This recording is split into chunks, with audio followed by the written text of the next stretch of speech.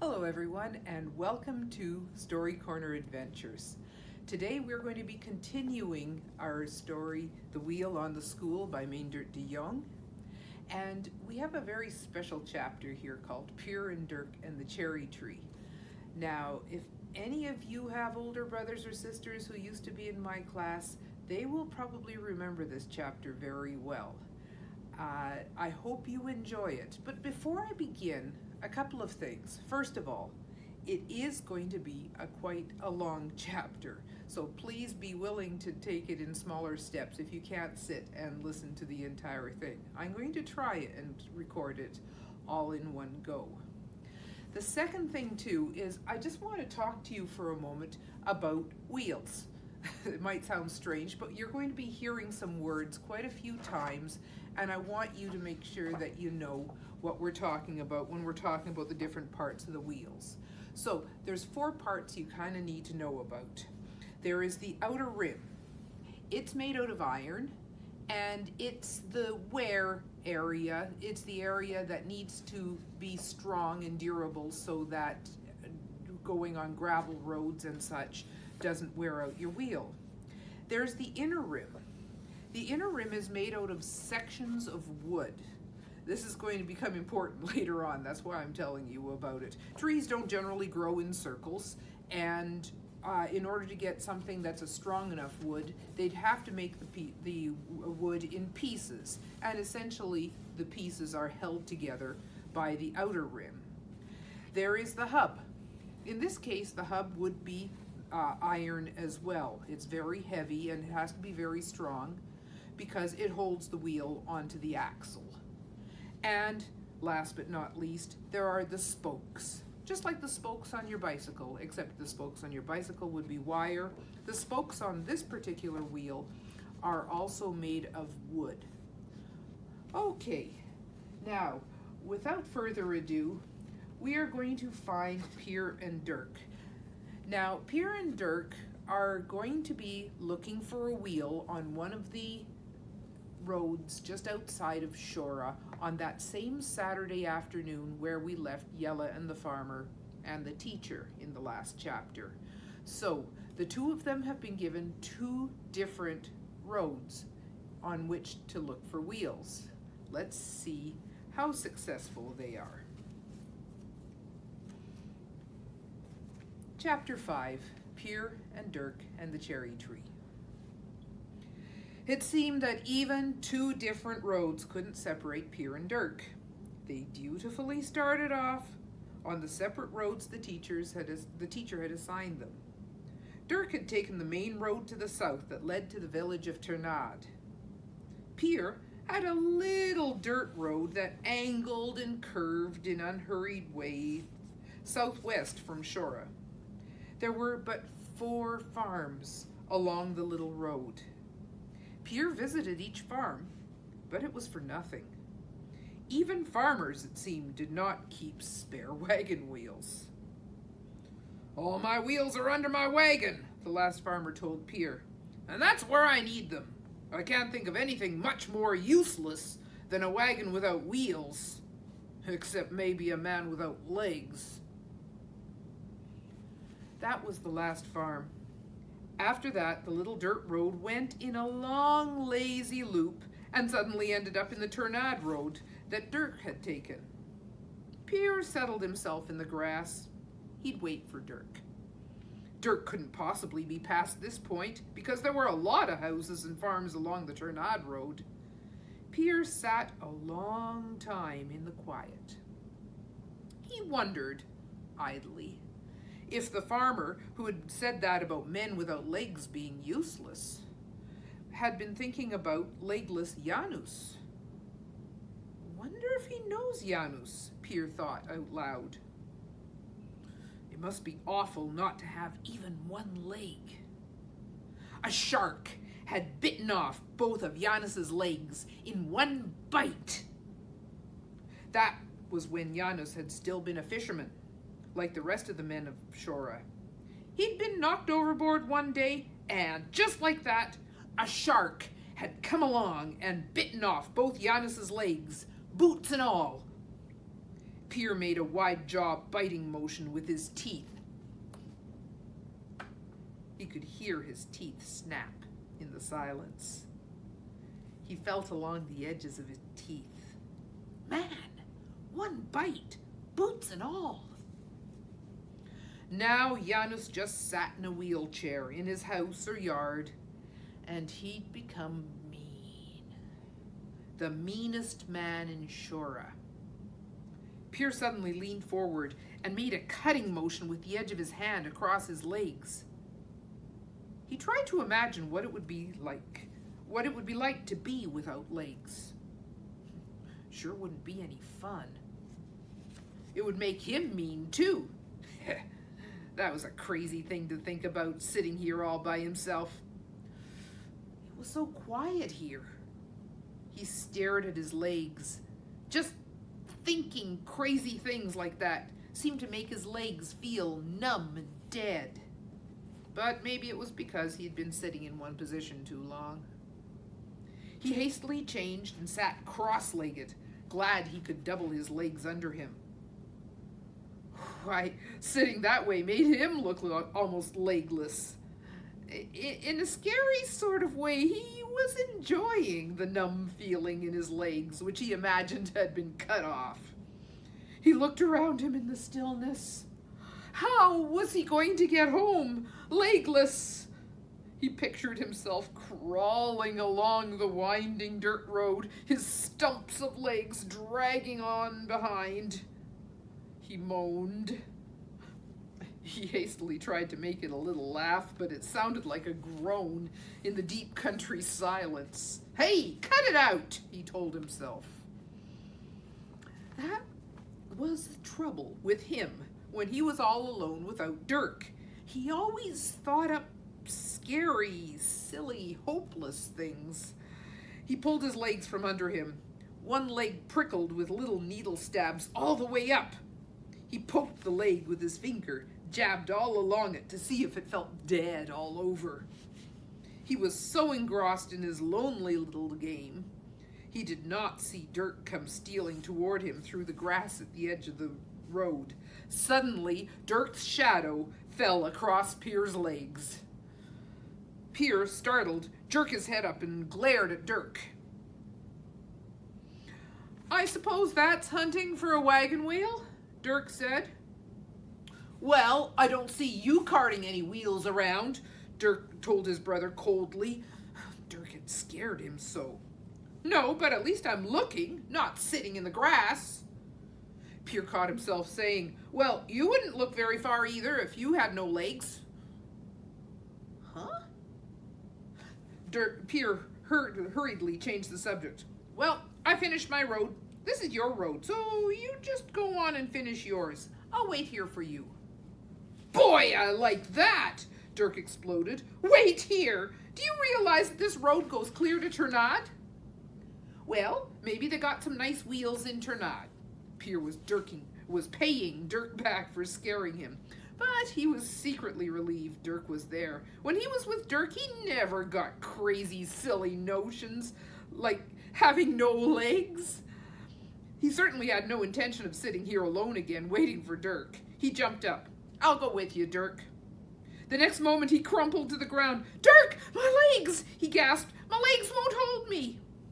They've gone to sleep because you've been sitting on them all afternoon, Dirk said impatiently. Oh, yes, that's it, Pierre said in relief. Oh, but that had scared him for a while. You know, he told Dirk, for a moment there, I thought I didn't have any legs. You got plenty legs, Dirk said. Just no sense. Oh, is that so? Pierre said hotly. But then he grinned. Man, Dirk, I'm glad you came along. I don't like to go down roads and do things alone. I don't either, Dirk said. But come on, let's get going. Way to Ternad? Pierre asked. We won't get back till after dark. And I got hungry sitting here. I didn't eat much at noon. I was too excited. Let's run home and ask Mum for something to eat. Dirk wavered. All right, he agreed. I'm hungry too, but we'll run all the way home and all the way back here, and then we'll go clear to Ternad if we have to, and we won't fool around. Side by side, they ran all the way back to Shora. In the village street, they finally slowed to a panting walk. The street lay empty and quiet. There wasn't a sound anywhere. Nothing stirred. "Everybody's out in the country, hunting," Dirk said guiltily. "But you had to go and get hungry." "You said you were hungry too." "Yes, but not until you reminded me of it." Suddenly, the silence in the village was shattered. There was a terrific banging and rattling and clatter of metal. The noise stopped. There was a moment's quiet. Then there came a savage smashing sound. Dirk and Pierre looked at each other and grinned. "He missed," Dirk said with satisfaction. "Boy, did you hear that rock hit the fence? If that had hit a bird, there wouldn't be a feather left." "Wow," Pierre said. They stood in the street, listening and grinning, waiting for more. They knew only too well what was happening. It was Yanis. The cherries on Yanis's tree must be beginning to ripen, and the birds were raiding it. But, as in every other spring, Yanis was under the tree, protecting his cherries. Yanis's wife, had to climb up in the cherry tree every spring, to hang a long rope with pieces of tin strung on it from the highest bough that would hold her weight. Yanis couldn't do that. He had no legs. From the first day the cherries began to turn, Yanis sat in his wheelchair under the tree to yank the rope and rattle the tin whenever a bird came near. The rattling tin took care of most birds, but not of the magpies. Magpies were bold enough and clever enough to raid the tree and steal a cherry in spite of all the rattling and banging and clatter. For magpies and boys, Yanis had other measures. A little pile of stones always lay ready for the grabbing beside the wheelchair. That was for magpies and boys. Yanis had a high board fence around his little yard. The top of his fence was studded with nails and sharp, jagged, broken necks of bottles. But in spite of nails and glass, the cherry tree was a terrible temptation to the boys in bare Shora. Yanis's cherry tree was the only fruit tree in Shora, and in the whole sea country around. In Shora, a boy or a bird seldom got fruit. That's why Yanis lived under his tree in the springtime. Yanis started to stand guard long before the cherries were ripe, for even a green cherry was a temptation to birds and boys, a green cherry being better than no cherry. But if the fence with its broken glass and nails failed to keep the boys out, there was the pile of stones gathered for Yanis by his wife. On the way home from peddling her bread in the countryside, Yana had to fill the bottom of her bread basket with stones gathered along the gravel roads. Every evening she supplied Yanis with another day's ammunition. And Yanis did not hesitate to hurl a stone at a boy trying painfully to worm himself over the fence without cutting himself and tearing his clothes. At boy or bird, Yanis let fly, and through the years, his aim had become deadly. Even Big Yella had failed, as often as he'd tried. If Yella couldn't manage it, who could? Yella often told how once he had gotten over the fence with only one long rip in his breeches. He dropped down inside Yanis's yard, and for once he hadn't been noticed. Yanis had been asleep under the cherry tree. On tiptoe, Yella had gone toward the cherry tree and Yanis. But just then a miserable magpie had screeched in the tree, and all in one moment, it seemed, even before the screech was out of the silly bird's mouth, Yanis had been wide awake.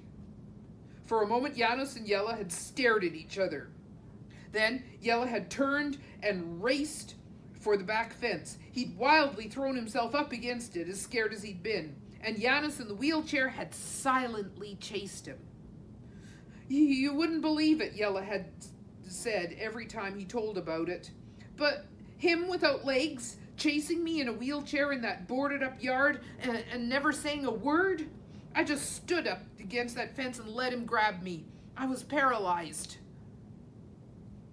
What had happened then? Even now, after a year, Yella didn't want to talk much about it. But it seemed Yanis had taken Yella and flung him over his legless stumps, and then he'd gone to work. All Yella would really say was, I wasn't scared paralyzed anymore when he got through with me. I just couldn't walk. That man's got the hardest hands. And he never said a word. Yella had never tried again. Back in the fenced-in yard, the tin began rattling and clattering once more. Come on, Dirk said. We've got to get going. But Pierre stood, staring at the high fence back of which Yanis was sitting. He didn't seem to hear Dirk. He stared. He stood in a half-stoop, absent-mindedly rubbing his hand along his leg, and stared. Do you know what, Dirk? He said suddenly. Teacher said to look everywhere, didn't he? Well, one thing's sure. Nobody looked in Yanis's yard. Suppose Yanis had a wheel. Nobody knows what's in that yard. Just suppose there was a wheel there. How would you get it if there was? How would you even get in his yard to look? Dirk said. But he was interested now and stood looking from his scheming brother to the high fence. If Yella couldn't do it, how do you think you're going to do it? Yes, but Yella was alone. We're two. We'd do it together. How? Well, you'd have to climb the fence way at the back. And get my head knocked off with a rock? Dirk said. Oh, thanks. No, you wouldn't climb over the fence. You'd make a lot of noise as if climbing the fence, but you wouldn't get your head above it. See? Then when Yanis heard you, he'd most likely wheel himself to the back fence and wait for you to come over so he could sock you with a rock. But if you make a lot of noise and keep climbing as if you can't quite make it, Yanis won't hear me open the gate to his backyard. Then I can quickly sneak in and take a look around. And even grab a few cherries, maybe. See? He won't be near his pile of rocks. He'll be waiting for you at the fence. And if he does turn and see me, I'll just run out the gate. You'll run if you don't get paralyzed like Yella. I won't get paralyzed because sitting there in the country waiting for you, I kind of figured out how it feels without legs and how mean it must make you feel and everything. And Pierre gave up trying to explain. He didn't have the right words for it. It was impossible to explain, even to Dirk. Dirk was looking at him. Well, that is a plan, he grudgingly admitted. Well, if you dare, I dare. Then Dirk started for the back fence. Pierre took his wooden shoes off. Shoes in hand, he tiptoed behind Dirk as far as the high gate in the tall wooden fence. He crouched there, waiting for his brother to start making his climbing sounds. He tried to peer through a crack, but he could see nothing moving in the yard. Now he heard Dirk. Dirk was kicking his wooden shoes against the fence, making scraping sounds as if sliding down again after climbing up. Pierre held his ear against the gate, listening for sounds that would tell him whether or not Yanis was rolling his wheelchair to the back fence. Then at last he heard the slight squeak of the wheelchair. There was no other sound inside the yard. Yanis himself was keeping deathly quiet. Now Dirk was making the clambering noises again, as if once more he was trying to climb up the board fence. The squeak of the wheelchair was fading away toward the back of the yard. Pierre jumped up, unlatched the gate, and softly pushed it open. To his relief, the hinges did not squeal. To guard against it, he opened the gate no farther than he needed to squeeze through. He had his wooden shoes in one hand. Pierre was in the fenced-in yard. The scheme had worked. There lay the little pile of stones near the cherry tree, But Yanis was far away from it. He was at the back fence, staring up, waiting for Dirk to come over.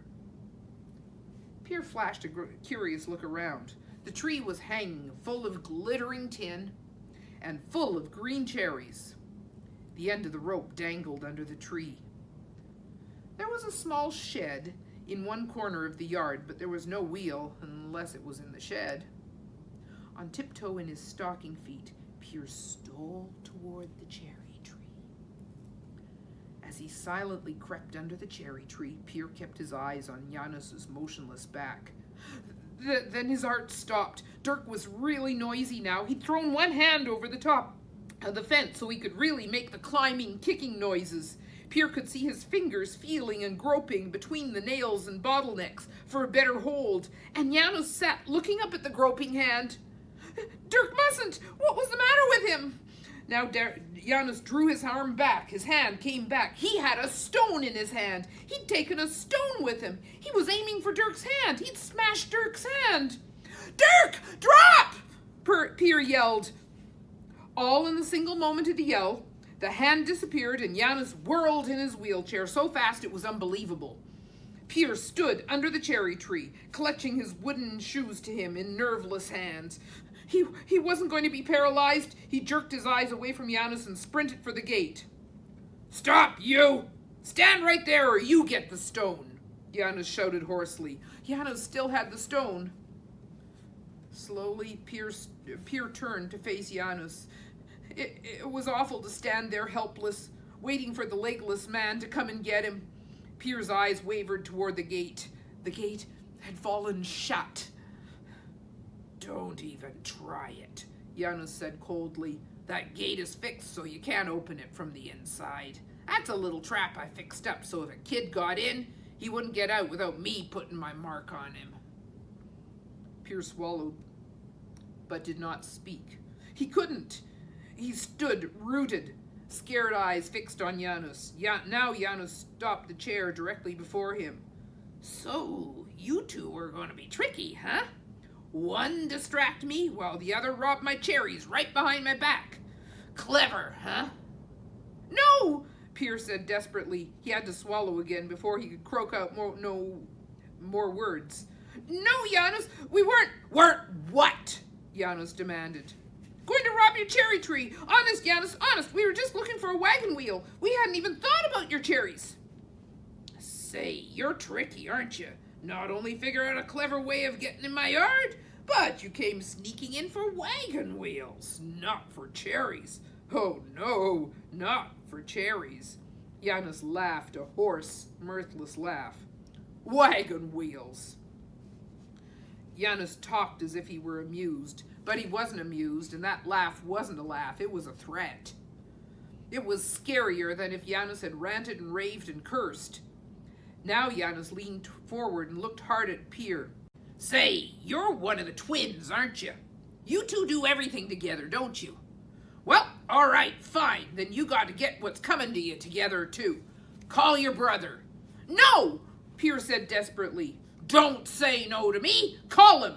Yanis's big arm flashed out. He grabbed Pierre in one powerful motion and with just one arm twisted and spun Pierre and threw him over his lap. There lay Pierre across the stumps of legs. Call your brother! No! Pierre yelled stubbornly, but it was half a scream. Wait, Yanis! I'm coming! Dirk yelled from behind the gate. He must have been crouched behind the gate, listening. The gate opened. Dirk came into the yard. The gate fell shut behind him. Dirk stood before the wheelchair, but carefully stayed out of reach of Yanis. Pierre twisted his head to look up at Dirk. They looked desperately at each other. Honest, Yanis, we really didn't do it for cherries, Dirk pleaded. Honest, we were looking for a wheel, just like Pierre said. Oh, he added then, I suppose we would have grabbed a few cherries while we were at it, but we came for a wagon wheel. It's for storks, he explained. Talk some more. I like this, Yanis said. You're as clever as your brother. Dirk talked earnestly. We want to make storks come back to shore again. We want to put a wagon wheel up on our school, and we've hunted everywhere. Then we got to thinking nobody would have dared to look in your yard, and then if you had a wheel... Dirk talked desperately, talking and talking to postpone Pierre's punishment. And Yanis sat, listening. Dirk started all over again. He explained the whole project. He told Yanis about the storks in Africa, among lions and rhinoceroses and hippopotamuses. Dirk got the words all twisted, and then he ran out. He had no more to say. Just think, he repeated helplessly. In Africa, they live among wild beasts, but here they live right among people. Well, no, Yanis said amazingly. If you ask me, living among people takes even more courage. Suddenly, he picked up Pierre and set him down. Do you know, he told Pierre, I think I'm going to believe you two. Nobody could have cooked up a wild story like that about coming in here for a wagon wheel, not for cherries. So, it must be the truth. But now, tell me, wouldn't you have grabbed a few handfuls of cherries while you were here? Dirk nodded timidly. I don't know how I could have just let them hang, even if they are a little green, he said slowly. Now there, that's better, Yanis told Pierre. You've an honest brother. Any kid would if he'd managed to get this far. But not you. Oh, no, not you. You hadn't even thought about cherries. Pierre got red in the face. He rubbed his leg awkwardly. Sure, he said at last. But you had hold of me, not him. And maybe you didn't notice, but I had my wooden shoes in my hand. So I wouldn't hear you sneaking into the yard behind my back, Yanis said. No, Pierre said, stepping back a little, so I could quickly stuff them full of cherries. Amazingly, Yanis threw his head back and roared with laughter. That's it, he said at last. Now that's more like it. I was wondering what had happened to you kids this spring. Not a kid after my cherries, just those miserable starlings and all those other sneaky birds. Now and then a magpie. There's an honest bird for you. He's willing to risk his neck for a cherry or two. But not a kid. You're the first two. But I see it now. You had wagon wheels on the brain. Well, Pierre said, we almost made it. Dirk gave Pierre a hard warning nudge. Yep, Yanis said mildly enough. I've got to admit it. You'd have made it if you hadn't yelled out to save your brother. I had to, Pierre said. I couldn't let you smash his hand. Did you think I would? Yanis said, startled. No, kid. I'm afraid I think too much of hands and legs to want to smash anybody's. Say, is that what you kids tell each other about me? Pierre was embarrassed. He looked down and stared hard at the wheel of Yanis's chair. Storks, huh? Yanis abruptly changed the subject. Now, there's an honest bird for you too, and no mean cherry robber. I would like to see storks sailing over the roofs of Shora again. But not a wagon wheel anywhere, you say? Well, I haven't got one for you either. All the wheels I've got are on this chair. Hey! He suddenly yelled at Pierre. Don't look at that wheel so hard. You weren't thinking of robbing a poor legless man of a wheel off his wheelchair, were you? They're too small, Pierre said promptly. Yanis laughed. So you were thinking about it. Pierre came a little closer. Yanis, he asked earnestly, were both your legs bitten off by a shark in one bite? Yanis looked startled. Is that what you kids tell each other about me? He demanded. Pierre flushed. Dirk nudged him warningly from behind, but Pierre could only plunge on now. Yes, he said, and they say that's what makes you so mean. Suddenly he realized what he had said.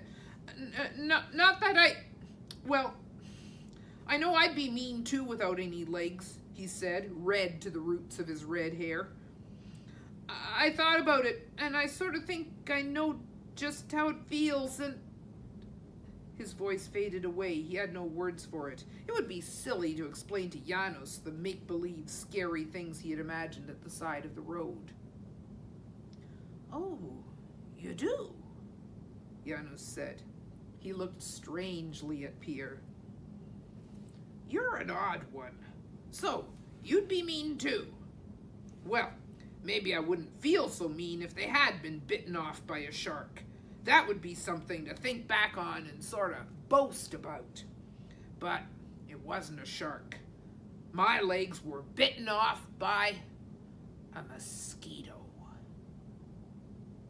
Dirk laughed an unbelieving little laugh. Pierre goggled at the man. Honest, Yanis said simply. One little miserable mosquito bit me one night, both legs, while I was sleeping. I must have scratched the bites and got blood poisoning. And I didn't go to a doctor, sort of scared of doctors, I guess. And then they had to cut them off. Oh, golly, Yanis, Dirk said. But Pierre suddenly turned and hurried to the cherry tree. When he gave the rope a sudden yank, the whole tree flashed and clanked and jangled. I always wanted to do that, Pierre said in an odd, strangled little voice. He came back to Yanis's chair. You really wouldn't have smashed Dirk's hand with that rock, would you? He demanded. The man glared at him. You kids tell each other that? No, I wouldn't. All I wanted was to see his face coming over the wall with me sitting there ready with a rock. No, I think too much of hands and arms and legs. It's just some little queer fun I have. Scaring birds and making kids' livers turn over. It's a little something. Then Pierre stepped solemnly before him and said, I don't like your story about the mosquito. And it doesn't sound true like the shark. Didn't he say, Dirk, that if a shark had bitten off his legs, he wouldn't be mean? Yanis isn't mean. Oh, golly, no, Dirk said fervently. Yella must have made up a lot of it, he told Pierre, just to show us how brave he was. But the man was looking oddly at Pierre. So, you want it to be a shark? I'd have a right to be mean if it had been a mean, lousy little mosquito, but since it was a man-sized shark, I've no call to be mean. Is that it? Pierre looked right at Yanis and nodded. I guess so. I guess that's the way it must be because you aren't mean at all. Don't you think so, Dirk? Oh, golly, yes, Dirk said. They stood there, a little awkwardly, not knowing what more to say. They turned toward the gate. A little red-faced and uneasy, they started to move off. We've got to hurry and look some more for a wheel, Pierre explained. Then he and Dirk turned back to the gate. The gate had opened wide before them. Yanis laughed. Rigged that up with ropes, too, he said proudly. The boys stood there, wanting to tell Yanis things, but finding no words to express the amazing surprise inside of them. Yanis had become real. He had become a part of their village. He wasn't a fearsome ogre to be hated and outwitted. Even the yard with its forbidding high fence somehow looked different now. Lena could have told Pierre and Dirk what it was. Lena would have said that it was just that Yanis had become important, in the same way that old Grandmother Sybil III had become real and important. He'd become a friend. But Pierre and Dirk had no words for it. They still dawdled at the gate. Pierre, no doubt, would have come up with something, but just then there was a yell from the street. There stood Ilka and a soaked, dripping Yella with her arms full of spokes and rim sections. Ilka and Yella got a wheel, Pierre yelled at Yanis. There ends chapter 5. Now, our next chapter, chapter 6, Ilka and the Ancient Wheel, you're going to find some answers to some questions you must be having right now. Because not only do we see Ilka in that very last scene, we also see Yella, and he's soaking. And that's not how we left him at the end of chapter 4, which happened more or less at the same time that Pierre and Dirk were having their time with Yanis. So, stay tuned for our next episode of Wheel on the School, chapter 6, Ilka and the Ancient Wheel. Bye for now.